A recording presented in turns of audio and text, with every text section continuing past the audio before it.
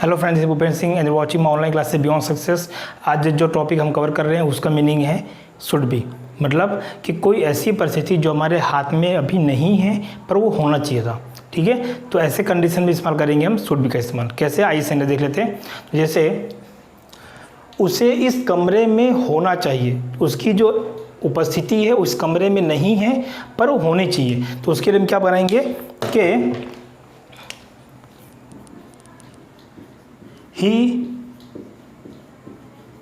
should be इस कमरे में, in this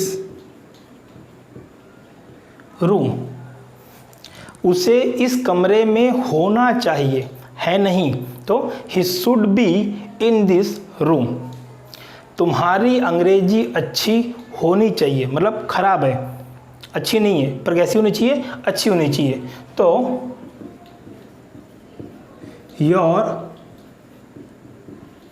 English should be good. Clear? मुझे अब उसके साथ होना चाहिए, और मेरी जो उपस्थिति है उसके साथ है नहीं, पर कैसी चाहिए, उसके साथ होना चाहिए। तो मुझे उसके साथ होना चाहिए, सब्जेक्ट यहां पर क्या आएगा,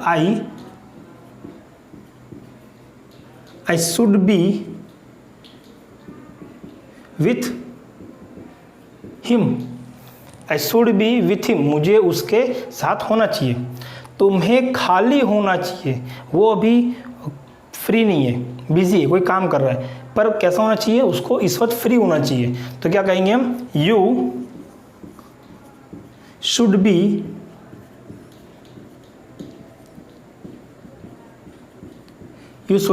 फ्री, तुम्हें खाली होना चाहिए।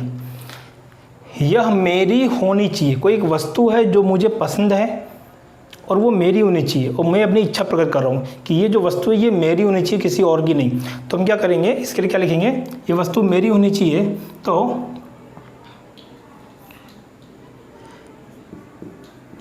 दिस शुड बी, मेरी का हो जाएगा mine, this should be mine, यह मेरी होनी चाहिए।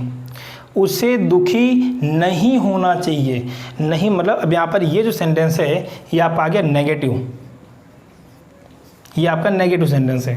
ठीक है, उसे दुखी नहीं होना चाहिए, वो कैसा है, अभी दुखी है पर वो होना नहीं चाहिए, वो स्थिति होनी नहीं चाहिए। तो हम क्या करेंगे, उसे दुखी नहीं होना चाहिए, ही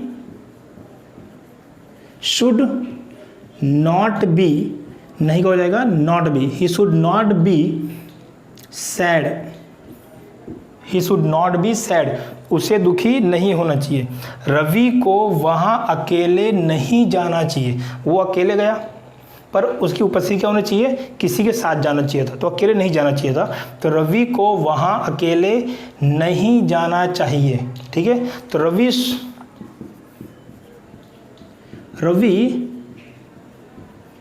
should not be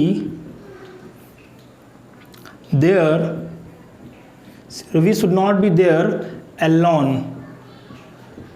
ठीक है, रवि को वहाँ अकेले नहीं होना चाहिए। क्या मुझे इस विषय में अच्छा होना चाहिए, अब स्टार्टिंग में अगर क्या आ गया तो ये सेंटेंस हो गया आपका इंट्रोगेटिव सेंटेंस, मतलब प्रश्न वाले सेंटेंस। ठीक है, क्या मुझे इस विषय में अच्छा होना चाहिए। ठीक है, तो सबसे पहले लिखेंगे हम शुड, सब्जेक्ट क्या आएगा, मुझे, आई, शुड आई, अब लिखेंगे बी, शुड आई बी, कैसा होना चाहिए, अच्छा होना चाहिए, should I be good,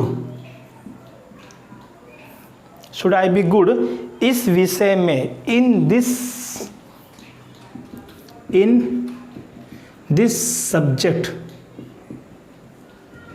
should I be good in this subject, क्या मुझे इस विषय में अच्छा होना चाहिए।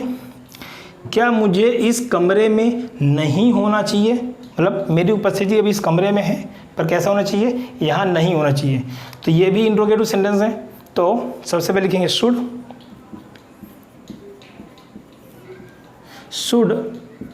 आई नॉट बी क्यों, क्योंकि यहाँ पे है नेगेटिव, ये इंट्रोगेटिव भी और नेगेटिव भी है। तो should I not be in this room,